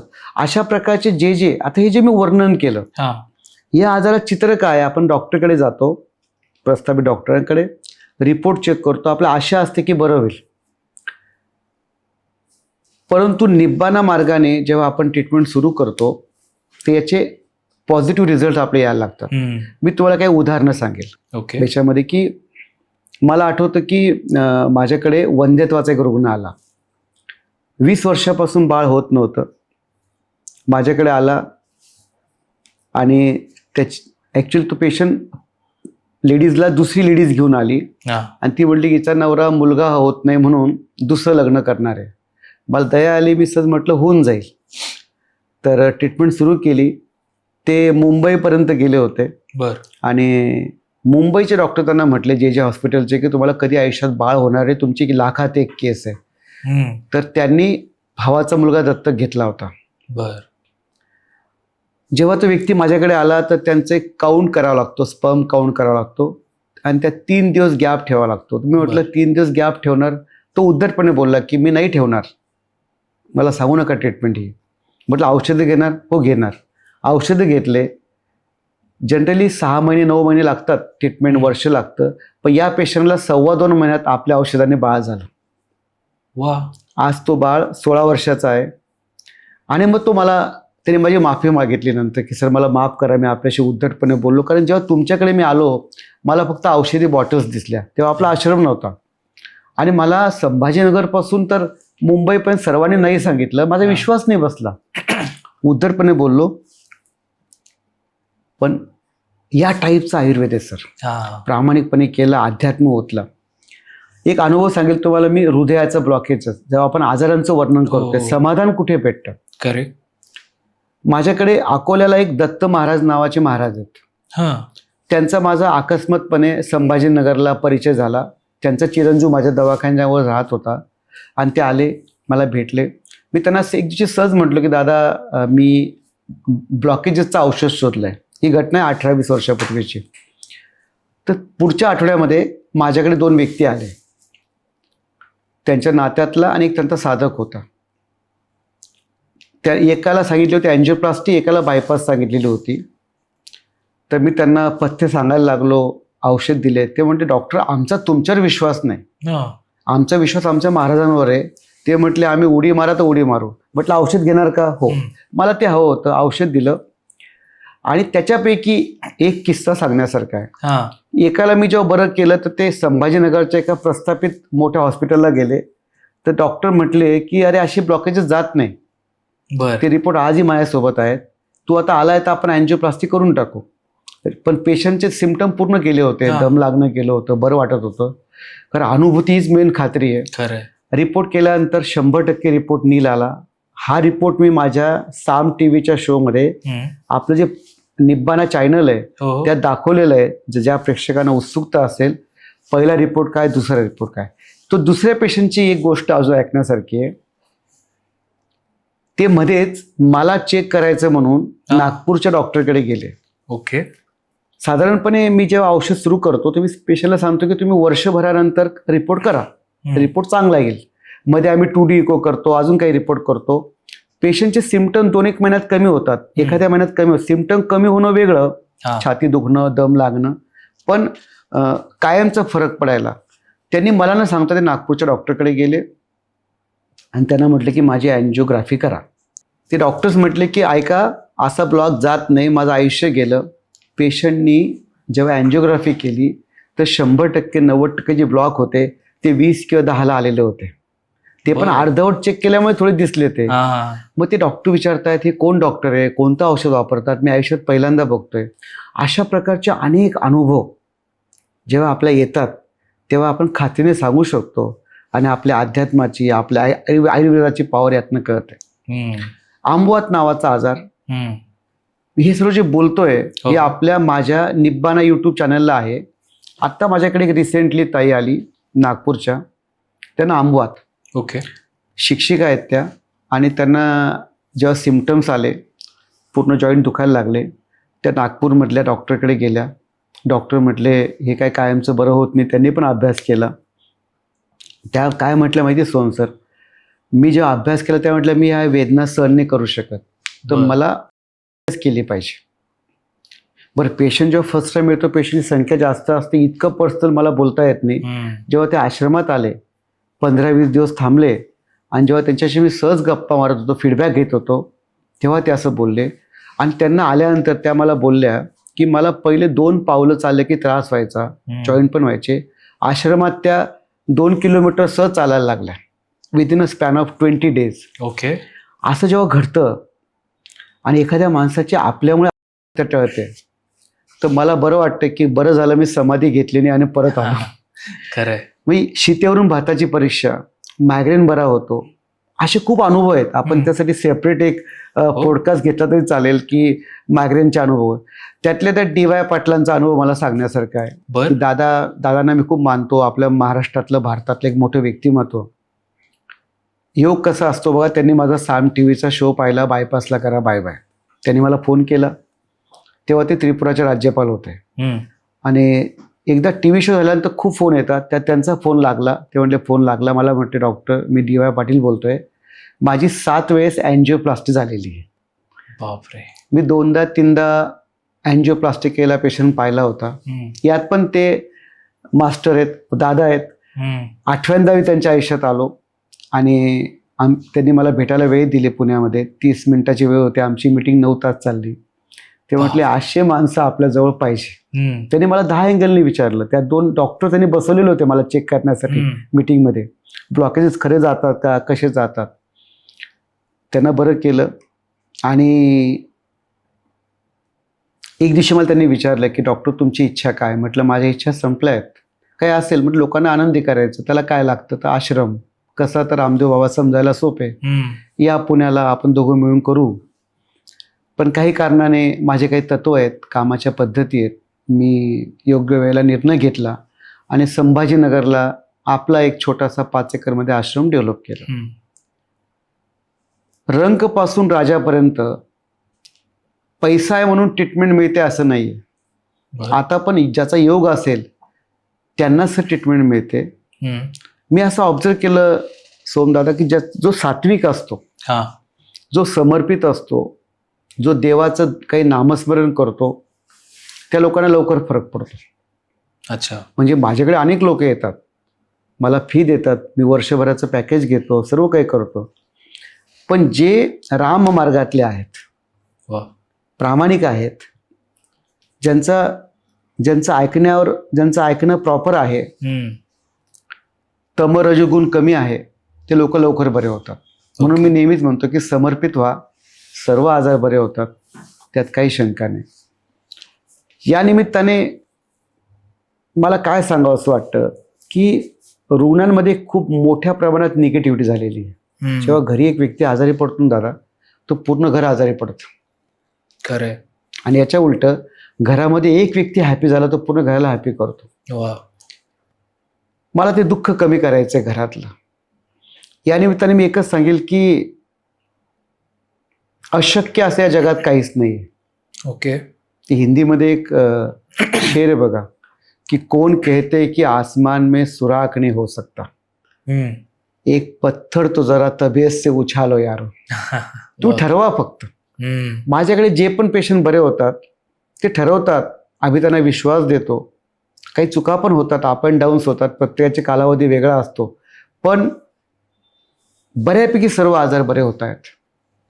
थोडी जिद्द लागते, डिसिप्लिन लागते, प्रामाणिकपणा लागतो, थोडासा मनावरचा संयम लागतो, कमिटमेंट लागते, असे या निमित्ताने तुम्हाला सांगेल मी. ओके. डॉक्टर, आता हे तर कळालं की ओके, जे आजार आहेत त्याच्यावर उपचार तुम्ही करू शकता, पण मग निबाणा काय असं वेगळं करतं की ज्याच्यामुळे या आजारांवर कायमची सुटका लोकांना मिळते? निश्चितपणे. बरं, या निमित्ताने मला ते सांगायला पण आवडेल, कारण जेव्हा आपली असं काही पॉडकास्ट होतो तर अनेक लोक मला फोन करतात आणि लोकांना घाई असते की लवकर यायचं, नाडी बघून आम्हाला औषधं द्या. पहिली गोष्ट, औषधी म्हणजे आपली ट्रीटमेंट नाही. मुळात आमचं, जरी मी टेक्निकल डॉक्टर असलो तर आमचं हॉस्पिटल नाही आहे, हे गुरुकुल आहे. ओके. आणि गुरुकुलामध्ये गुरु शिष्य परंपरेने आम्ही त्यांना प्रवेशित करून घेतो. त्यामुळे हे आपलं पॉडकास्ट झाल्यानंतर समजा काही लोकांना आपण नंबर दिले तर आम्ही डायरेक्ट, आमच्याकडे नंबर लागत नाही, आम्ही फोन पण घेत नाही. कारण प्रचलित जगाप्रमाणे पेशंट, ती धावपळ, ती औषधी, हा प्रकार आमच्याकडे नाहीये. बर. ते का नाहीये?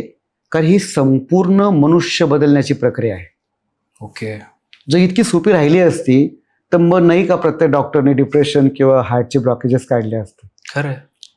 निब्बाणात जेव्हा एखादा रुग्ण येतो, आम्ही त्याला साधक म्हणतो कारण तो साधनेमध्ये तो तप करणार आहे. सपोज एखाद्या पेशंटला मायग्रेनचा आजार आहे असं गृहीत धरू आपण. त्याला काय वाटतं की मी सरांना फोन करेल, त्यांच्या आश्रमात जाईल, ते मला काय औषध देतील. ही एक खूप रॉंग कन्सेप्ट आपल्या डोक्यात गेली की आजार म्हणजे औषधं. अच्छा. औषध देतो आम्ही, पण औषधं हा आमचा एक प्रोटोकॉल आहे, 4 प्रोटोकॉलपैकी एक प्रोटोकॉल आहे.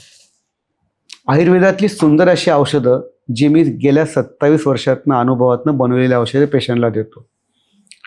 दुसरा प्रोटोकॉल आहे आपल्याकडे, रुग्णाला आमच्या समवेत आश्रमात राहायचं असतं. बर. का राहायचं असतं? त्याची जगण्याची पद्धत आहे. त्या पद्धतीमुळे तो आजारी पडला. करेक्ट. तर आमच्याकडे 3:45 4 वाजता उठून रात्रीपर्यंत त्याला एक शेड्यूल दिलं जातं. ओके. सकाळचा निब्बाणा टी पासून तर रात्री झोपेचं ध्यानपर्यंत, भजनापर्यंत त्याला आम्ही एक शेड्यूल देतो. माझ्याकडे पूर्ण टीम आहे. ती टीम त्याच्यावरून ते करून घेते प्रेमाने. बर. मग त्यात पंचकर्म येतात, त्यात डाएट येतात, सकाळचे व्यायाम येतात, हास्ययोग येतं, रडणं येतं, हसणं येतं, नाचणं येतं. अनेक प्रयोग येतात त्यामध्ये. खूप गाणे गातो आम्ही, खूप रडतो, खूप हसतो, खूप प्रकारचे ध्यानधारणा त्यामध्ये येतात.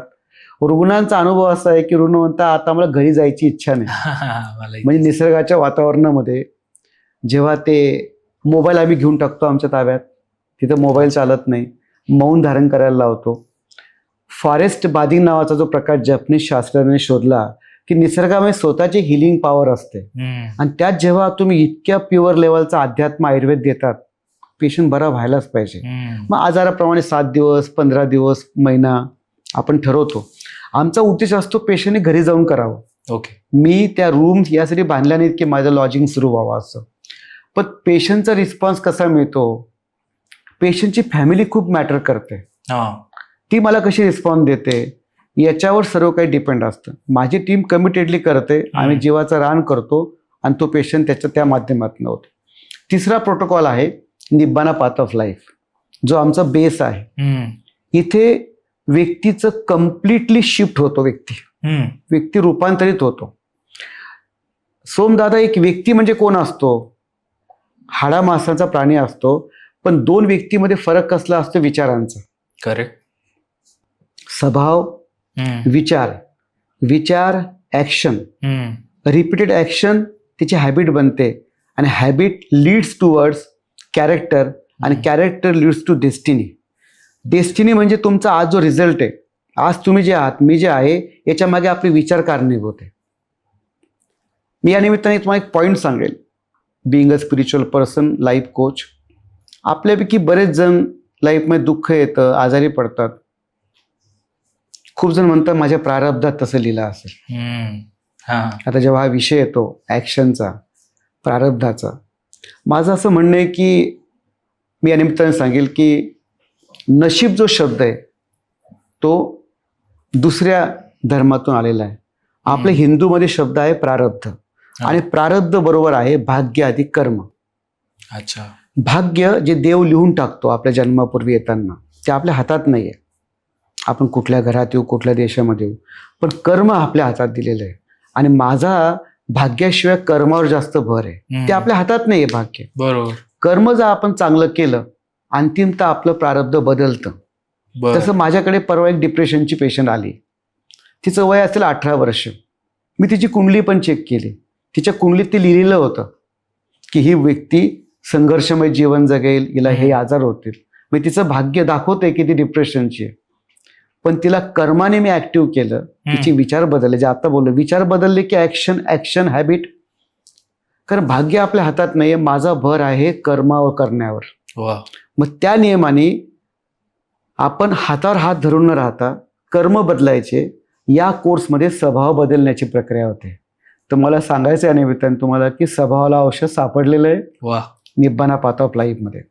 बरं, अजून एक गोष्ट घडते की आपण कोर्सेस खूप करतो. आपल्या आसपास अनेक कोर्स चालू आहे, प्रत्येक गुरु प्रयत्न करतो. किती लोक घरी आल्यानंतर त्या कोर्सचा अभ्यास करतात? खूप कमी. राईट. हेच मी विचारतो जेव्हा 100 लोक बसले असतात तुम्ही गुरुचं नाव घेता, गुरुचा फोटो पण आणतात, पण प्रत्यक्षात तुम्ही किती करता? 7 दिवस, 15 दिवस. खरं. मी असं डिझाईन केलंय की वर्षभराची साधना केल्याशिवाय मी सोडत नाही. मी अच्छा. घेतच नाही पेशंटला त्याशिवाय. पैसा हा सेकंडरी आहे. काही लोकांना काय वाटतं पैसे दिले आणि नाही, ते होणार नाही. तुम्हाला तप साधना करावी लागेल, स्वतःमध्ये बदल करावा लागेल. आजारी तुम्ही येत ना, बरं व्हायचंय. बरं, माझा एक प्रश्न असतो की खरं बरं व्हायचं आपल्याला? काही लोक नाटकं करतात. त्यांना वाटतं आजारी पडू आम्ही वाटेल ते खाऊ, आम्ही व्यायाम करणार नाही, आम्ही टेन्शन घेऊ, आम्ही सर्व काही वाईट काम करू आणि डॉक्टरने आम्हाला अशी काही गोळी द्यावी, आम्ही बरं होऊन जाऊ. म्हणून पेशंट बरे होत नाही सर. खरं. कायिक, वाचिक, मानसिक लेवलला माणसाला बदलावं लागेल. आम्हाला अत्यंत कष्ट आहे, आम्ही याचं मूल्यमापन पण करू शकत नाही. पण आनंद आहे जेव्हा ते आंबवाताईचं आत्महत्या टळते, मायग्रेनचा पेशंट बरा होतो. एक राज्यपाल शिक्षण तज्ज्ञाला आमच्या औषधाने आम्ही जे आयुष्य वाढवून देतोय, ब्लॉकेजेस घालतोय, एक आनंद आहे. बरोबर. पण हे पण सांगतो की हे कुणाचं पण काम नाहीये. करेक्ट. ज्याला खरोखर जिद्द आहे तो आमचा साधक आहे. हे प्रत्येकाने इथे येऊ नये. ज्याला खरोखर वाटतं, मला माफ करा वाक्य बोलताना, की ज्याला खरोखर वाटतं मला बरं व्हायचंय, नसता काय त्याचा पण वेळ जातो, आमचा वेळ जातो. करेक्ट. एक नवीन आदर्श व्यक्ती घडवण्याची प्रोसेस आहे. सकाळपासून झोपेपर्यंत आपण जेव्हा त्या गोष्टी करून घेतो, असे खूप काही मुद्दे येतात की त्याचा इगो हर्ट होऊ शकतो त्या मोमेंटला. पण त्या व्यक्तीने थोडी बदलण्याची तयारी ठेवावी. जसा एक मूर्तिकार असतो, तो एका दगडातून मूर्ती बनवतो. मूर्ती दगडातच लपलेली असते, पण तो काय करतो, अनावश्यक भाग बाहेर काढतो. करेक्ट. तेवढी परमिशन जर आम्हाला दिली अनावश्यक काढण्याची, तर आम्ही त्या दगडाला देव बनवतो आणि लोक त्याच्या दर्शनाला येतात. चौथा प्रोटोकॉल आहे डाएटचा, लाईफस्टाईल मॉडिफिकेशनचा, टाईम मॅनेजमेंटचा. असे अनेक प्रोटोकॉल त्यामध्ये आहेत जे अनेक लोक फॉलो करतायत. हजारो लोकांच्या लाईफमध्ये बदल होतोय आणि एक समाधान आहे याच्यामध्ये की आपण एक काही चांगलं आणि वेगळं काम करतो. याच्यावर हे विचारावंसं वाटेल सर की जी तुमची सुरुवात होती, जे तुमच्या भावाच्या बाबतीत घडलं, ज्या कारणामुळे ते घडलं, तर अर्थात प्रश्न हाच पडतो की मग कॅन्सर सारख्या आजारावर पण निब्बाणा काम करतं का, आणि त्याच्या रिलेटेड काही तुमचे अनुभव आहेत का? खूप छान प्रश्न विचारला, कारण माझी सुरुवातच या आजारापासून झाली. की जेव्हा दादा गेला तेव्हा मी कॅन्सरचा शोध लावायचा म्हणून इकडं आलो. प्रस्थापित सायन्स म्हणते की कॅन्सरला काहीच कारण नाही, बरोबर. आज पण तुम्ही विचारून बघा. पण शास्त्र असं म्हणते की कारणाशिवाय कार्य निर्माण होत नाही. ओके. धूर आहे म्हणजे कुठेतरी आग आहे, ती आपल्याला दिसत नाही, आपल्या डोळ्यांचा प्रश्न आहे. बरोबर. कॅन्सर म्हणजे कुठे कारण आहे. मग जेव्हा मी कारणांचा शोध घेत गेलो, मला कळलं की मनुष्य, स्वभाव, मन, मग स्वतःवरच मी खूप काम केलं. मी जगभरातले सर्व ग्रंथ, कोर्सेस, गुरु सर्वांना भेटलो. मला कळलं की खूप गरज आहे मनावर काम करण्याची. ओके. मन करा रे प्रसन्न, सर्व सिद्धीचे कारण.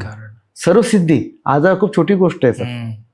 या 1-2 ओळीमध्ये खूप अध्यात्म आहे, आपण तो सहजपणे म्हणतो.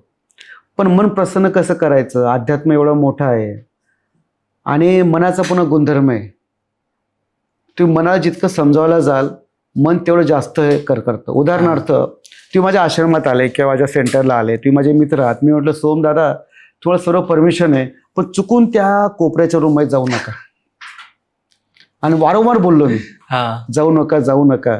तुमच्या मनात काय येईल, पहिले त्या रूम मध्ये जाऊ, तिकडं असं काय की सर नाही म्हणतायत. म्हणजे मनाला नाही म्हटलं की मन जास्त करणार. म्हणून म्हणतो मन को दबाव नाही, मन को दबाव नहीं, मन को समझाव नहीं, मन को समझ जाओ. वा, पगला आहे हो. मग शरीरापासून सुरू होणारी यात्रा ध्यान धारणेने मनाला बायपास करून आपलं आत्मस्थित व्हायचंय. बर. आत्मानंद प्राप्त करायचा आहे, म्हणजे आत्मस्थित व्हायचंय. आणि ती साधना म्हणजे हे पूर्ण, हे मला जेव्हा मी कॅन्सरचा अभ्यास करायला लागलो, मला कळालं की प्रत्येक आजाराच्या मागे काही कारणं आहेत, स्वभाव वैशिष्ट्य आहेत. हृदयविकार कोणाला होतो, मायग्रेन कोणाला होतो, आता हे मला आवडतं म्हणून मी ठेवलं नाही असं की हा प्रोटोकॉल तो प्रोटोकॉल. हे प्रोटोकॉल पुढे येत गेले, देवाच्या कृपेने मला माहीत होत गेले. ओके. स्वभाव मला काय बदलायची गरज आहे. कोणी म्हणेल स्वभावाचा आजाराचा काय संबंध, थोडं आपण त्याबद्दल बोलूया. ज्यांना हृदयरोग होतो, ज्यांना बीपी होतो, त्यांनी चेक करावं, त्यांच्या स्वभावामध्ये घाई असते. अच्छा.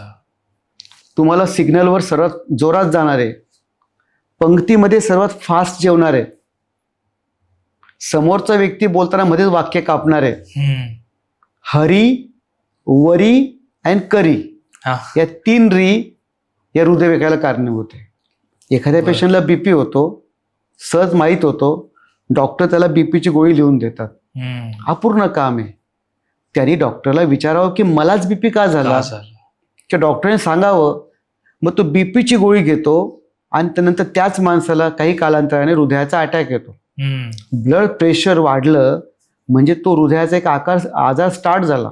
आपण तिथे काम करतो की तुलाच ब्लड प्रेशर का झालं, मग त्या व्यक्तीच्या पूर्ण आयुष्यात जातो. अच्छा. त्याला पूर्ण समजून घेतो बालपणापासून, त्याची फॅमिलीचा अभ्यास करतो आणि या सर्वांगीण करून त्याला एक पूर्णपणे ट्रीटमेंटचं पॅकेज दिला जातं. बर. आता हे मशीन नाही की मी गेलो आणि त्याचा नट टाईट केला. एका व्यक्तीशी काम, त्या मनाशी काम करायचंय, त्यावेळेस मला समर्पण आणि साधना लागते. करेक्ट. जे लोक करतात, आम्ही बीपी पण रिव्हर्स करतो, हार्ट पण रिव्हर्स करतो, खऱ्या अर्थाने त्याचा स्वभाव बदलतो. क्या दादाचीच कृपा आहे, रवी दादाची, की त्याचा आजार शोधता शोधता कदाचित देवाला त्याच्या माध्यमातून आज मी इतकी पेशंट बरे करतोय. तर रवी रूपाने मला भावाला ट्रीटमेंट नाही देता आली, पण अनेक रवी आज माझ्या समोर आहे. तुम्ही आमच्या काही झूम मिटिंगला या, तुम्हाला जाणवेल की आज हजारो लोकांचे आजार बरे होऊन ते सुंदर आयुष्य जगतायत. आणि हा त्या आजारातनं सुरू झालेला प्रवास होता. माझ्या बुद्धिप्रवाहाने मला ते समजलं आणि मी ते मांडतोय. आमच्याही चुका होतात, पण एक करत चाललोय चांगलं काम आणि देव आम्हाला बुद्धी देतोय आणि होतंय सर काम. तुम्ही आता जसं सांगितलं की तुम्ही पूर्ण त्या व्यक्तीचा प्रवास जाणून घेऊन कशामुळे झालंय निदान करून मग त्याच्यावर काम करता. आता जो पेशंट आहे, समजा तो जर बाहेरगावचा असेल, म्हणजे आपण असं पकडूयात की पुणे, मुंबई, नाशिक किंवा संभाजीनगर हे सोडून बाकी कुठल्या भागात असेल, तर त्याला 1 वर्ष देणं तेवढं मे बी आपण म्हणत की पॉसिबल आहे. पण आता नेमका जो पुणे मुंबई सारख्या ठिकाणातला पेशंट आहे, त्याला बीपीचा त्रास असेल, तर त्याला एवढं 1 वर्ष आश्रमात येऊन पूर्ण डेडिकेटेडली राहणं हे मे बी इम्पॉसिबल असू शकतं. आणि समजा तो जर कर्ता पुरुष असेल घरातला किंवा एखादी स्त्री असेल, तर मग त्यांच्यासाठी काय अल्टरनेटिव्ह असतात का, किंवा मग त्यांना लवकर रिझल्ट्स मिळतील किंवा ते घरी बसून पण काही गोष्टी करू शकतात, असं काही निब्बाणामध्ये आहे का? निश्चितपणे. पहिली गोष्ट, जरी वर्षभराचा मी मिनिमम प्रोग्राम केलेला आहे, तुम्हाला वर्षभर आश्रमात यावं लागत नाही. बरं. तुम्हाला आम्ही टेक्निक शिकवू, इनपुट देऊ, दीक्षा देऊ, घरी करण्याचीच मुळात ती ट्रीटमेंट आहे. आजच्या काळामध्ये ऑनलाईनचं माध्यम आपण वापरून ही ट्रीटमेंट समजा ऑनलाईनच आहे. बरं, तुम्ही इंडियातलं पुण्यातलं म्हणताय, आज माझ्याकडे ऑस्ट्रेलियातले, दुबईतले, बांगलादेशचे पेशंट आहेत. तर ऑनलाईनचा ऑप्शन सदा सर्व काळ ओपन आहे. आमचे 2 वेळेला सकाळ संध्याकाळ माझी टीम या सर्व लोकांचे रोजचे लाईव्ह मेडिटेशन्स आणि व्यायाम करून घेते. सकाळी 6ला, संध्याकाळी 8:30 वाजता रात्री. आणि पद्धत मी अशी डेव्हलप केली की तुम्हाला जास्तीत जास्त घरी करता यावं. कंडिशन, काही आजार, समजा मानसिक आजार आहे, मुलगा घरी व्हायलंट होतोय किंवा काही आजार आहे, तुम्हाला स्टार्टला जेव्हा मी आश्रमात बोलवतो, तुमच्या आजाराप्रमाणे तुम्हाला थांबावं लागतं. 7 दिवस, 15 दिवस, महिना, 2 महिना. आमचा प्रयत्न असतो लवकर तुम्हाला बाहेर काढून तुम्ही घरी करावं. घरी करत नसाल, रिझल्ट येत नसतील, मग तुम्हाला पुन्हा आश्रमात बोलवतो. म्हणजे वर्षभर यायची गरज नाही.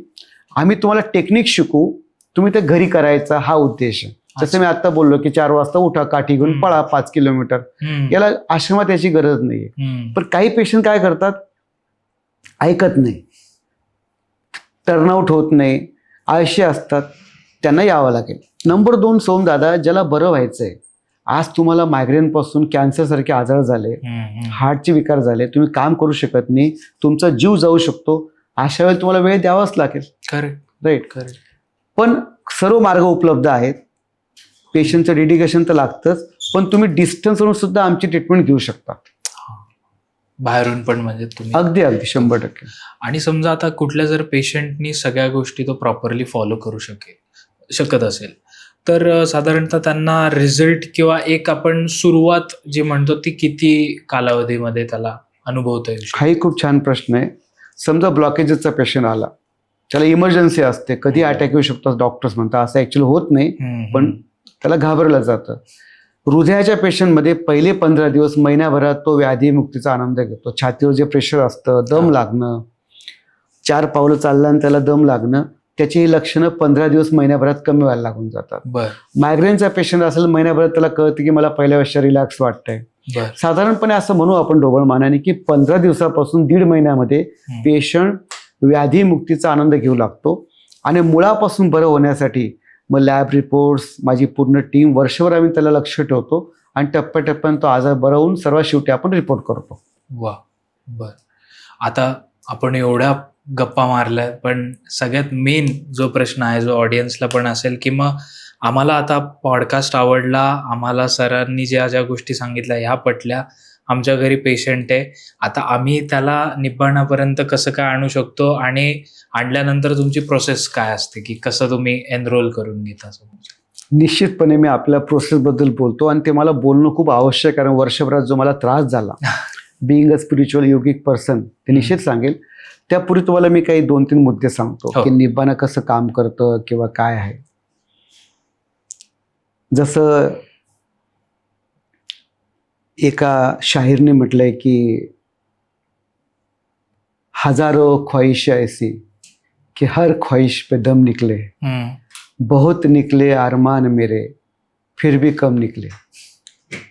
हे मनाच्या अधीन असलेलं आपलं शरीर और की मांग करते करते हमें इतना भगाता है सोम की आपण थकून जातो.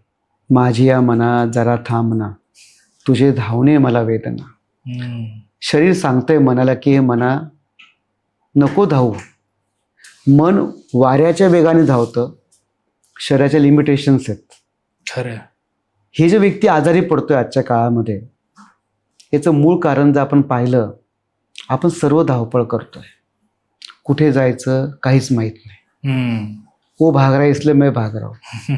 मी नेहमी म्हणतो माणसाचं आयुष्य किती असेल सोम, तर आपण सांगतो 60-70 लोक मरतायत, पण माणसाचं योगिक शास्त्राप्रमाणे आयुष्य 140 वर्षांचं. मग तुम्ही मी जर आता ठरवलं सापाचं आयुष्य 1000 वर्षांचं, आपण ती जात बघत नाही, कोणी सांगत नाही. कासवाचं आयुष्य 200-300 वर्षाचं आहे आणि कुत्र्याचं आयुष्य 15-20 वर्षाचं. मी जर आपलं विचारलं सोम दादा की काय फरक असेल चौघांमध्ये, काय फरक असेल की वेगवेगळे आयुष्य का मिळत आहे, आपण जर डीप पाहिलं, फरक आहे श्वासाचा. अच्छा. जे मी आता बोललो, हजार ख्वाहिशें ऐसी.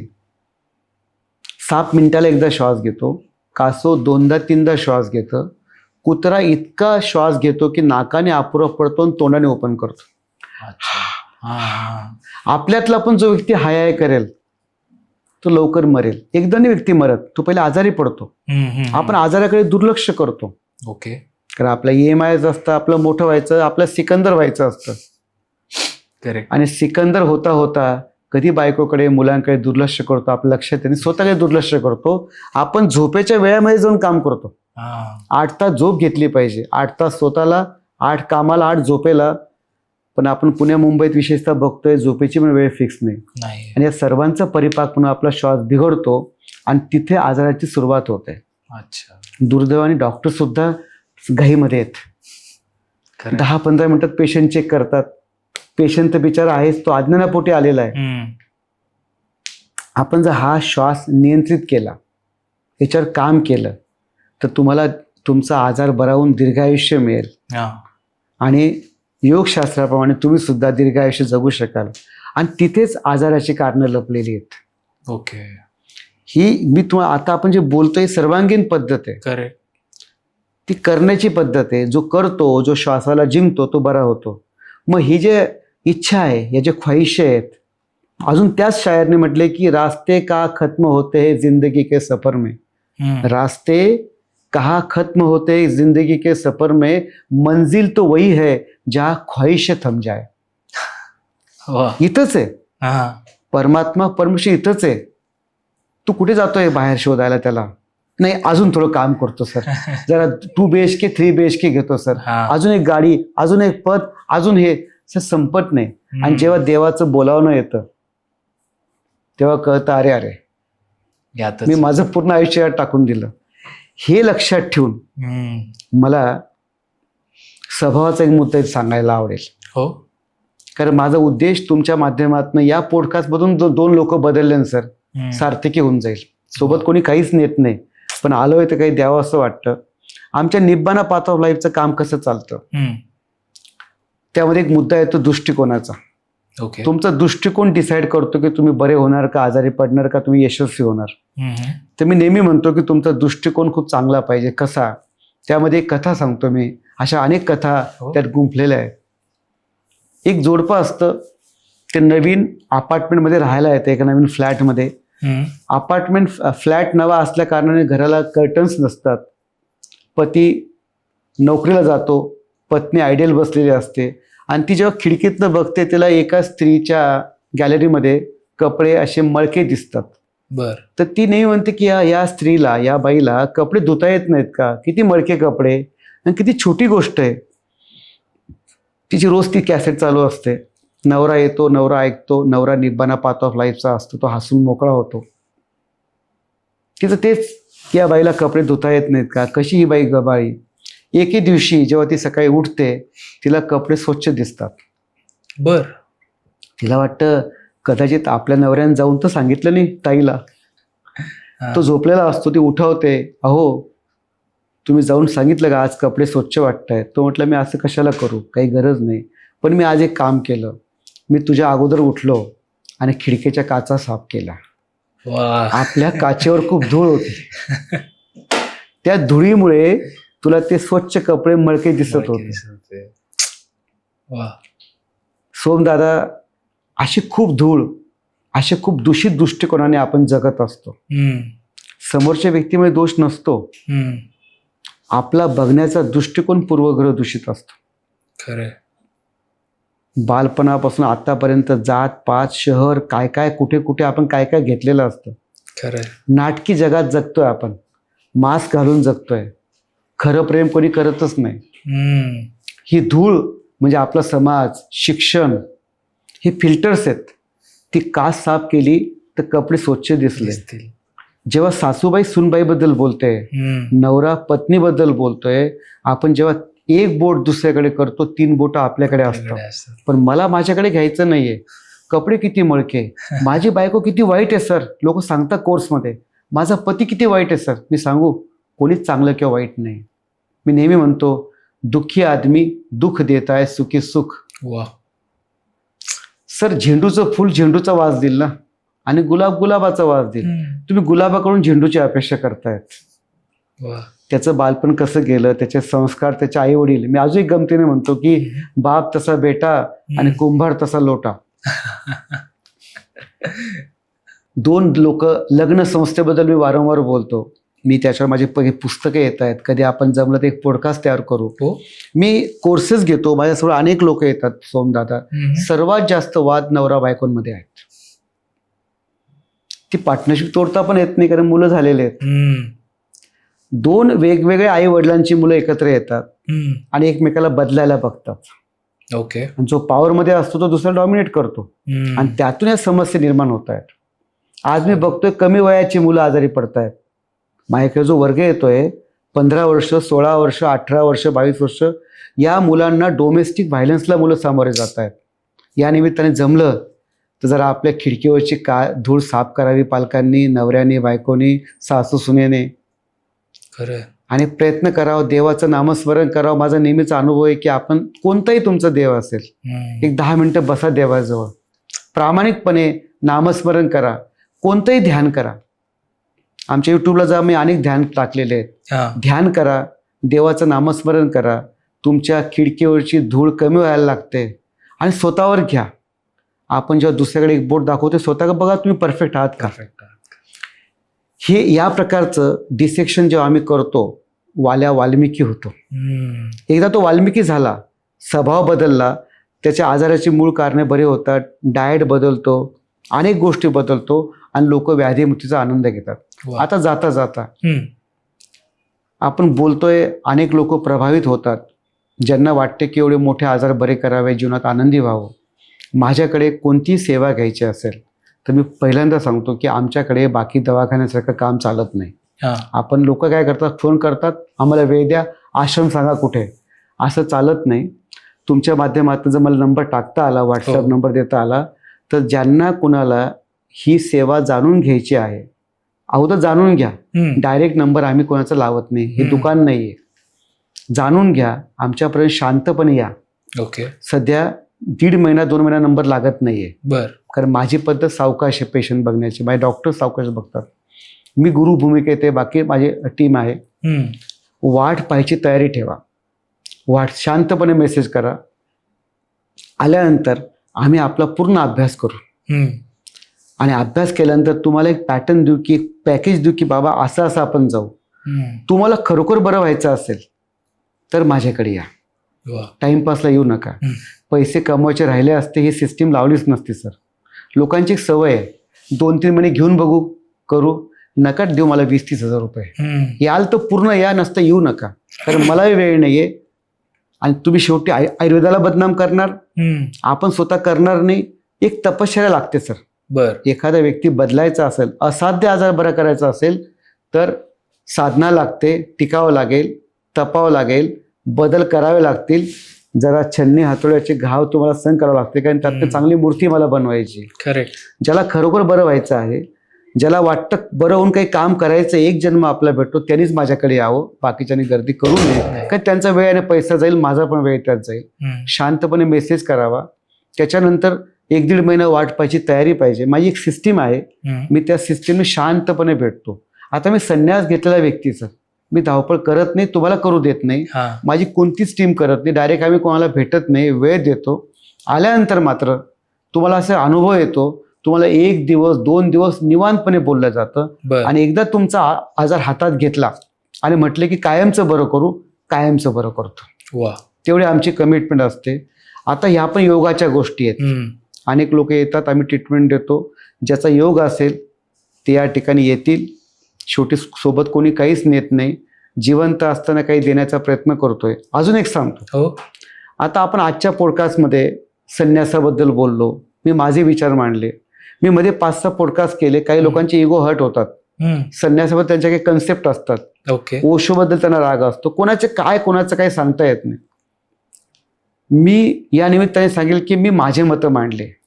एक व्यक्ती आपला प्रवास करतोय, डॉक्टर आहे, मी माझं काम करतोय. तुम्हाला पटलं असेल तर स्वीकारा, एखादं चांगलं कमेंट करा. नाही पटलं असेल तर सोडून द्या. कारण तुमच्या एखाद्या निगेटिव्ह बोलण्यामुळे सर आज समाजामध्ये खूप निगेटिव्हिटी आजाराच्या बाबतीमध्ये. एक डॉक्टर, एक योगी व्यक्ती तुम्हाला काही सांगण्याचा प्रयत्न करतोय लाईव्ह पॉडकास्टमध्ये की आजार बरे होतात. बाकी लोक कसे बोलतात, बघू करू. एक तुम्हाला डायरेक्ट सांगतोय बरं होईल, किमान त्यांना येऊ द्या. तुम्हाला नसेल पटत, काही लोक अर्धवट माहिती घेतात आणि महागाचे, उशिराचे काही सांगतात. संन्यास नाही पटणार ना, प्रत्येकाला पटणार नाही. मला ज्या गुरुने बदल केला मी त्यांचं नाव घेतोय. बरोबर. तुम्ही तुमच्या मार्गाने जा. बरं, मी तुमच्या गुरुला नाव पण ठेवत नाही. माझी कोणाशी स्पर्धा पण नाहीये. बरोबर. मी माझ्या आश्रमात, माझ्या ठिकाणी, मी पुण्याला राहतो, आश्रम माझा संभाजीनगरला आहे, मी पूर्ण जगात फिरतो. माझं काम चालू आहे. ज्याला पटलं त्यांनी यावं, घ्यावं. चुकून या निमित्ताने कोणाचा इगो हर्ट झाला असेल, कोणाला काही बोललो असेल तर मी माफी मागेल. पण माझा उद्देश समाजामध्ये आणि या जगामध्ये जे मला सूत्र सापडलं तो देण्याचा आहे. बघू आता भगवंत किती आयुष्य देतो, आपण देत राहू. दादा, मला आपण बोलवलं आणि मला ऐकून घेतलं. तुमच्या माध्यमातून ज्या हजारो लोकांचा फायदा होईल तर परमतत्व परमेश्वराचे मी धन्यवाद मानतो. तुमच्या टीमचे पूर्ण धन्यवाद मानतो. थँक्यू. खूप आभार सर. आणि मी प्रेक्षकांना सांगू इच्छितो की तुम्हाला आजचा पॉडकास्ट आय एम शुअर आवडलेला असणार आहे. तर आत्ताच डिस्क्रिप्शनमध्ये जा, मी सगळे डिटेल्स दिलेले आहेत सरांच्या बाबतीत निब्बाणाच्या रिलेटेड. सो जाऊन तुम्ही कॉन्टॅक्ट करा. जशी सरांनी प्रोसेस सांगितली त्या पद्धतीनेच करा. कॉल करू नका. कॉल केला तर उचलला जाणार नाही आणि मग तुम्हाला उगाच फ्रस्ट्रेटेड नको वाटायला. त्यासाठी. सो कसा वाटला पॉडकास्ट हा आम्हाला कमेंटमध्ये सांगा. अजून तुम्हाला सरांना काय प्रश्न विचारावेसे वाटतील तुमच्या रिलेटेड हे आम्हाला कमेंट्समध्ये सांगा, म्हणजे नेक्स्ट पार्टमध्ये आम्ही ते सरांना नक्कीच विचारू. सर पुन्हा एकदा तुमचे खूप खूप आभार. तुम्ही आलात, आपण एवढा छान गप्पा मारला त्याबद्दल. आणि आमचं एक स्वीट टॉक्सचं रिच्युअल आहे की आम्ही पॉडकास्ट एंड करताना श्री स्वामी समर्थ म्हणतो आणि फिस्ट बंपने पॉडकास्ट एंड करतो. सो आजचा आपण पॉडकास्ट एंड करूयात. श्री स्वामी समर्थ. श्री स्वामी समर्थ. धन्यवाद. धन्यवाद. थँक्यू.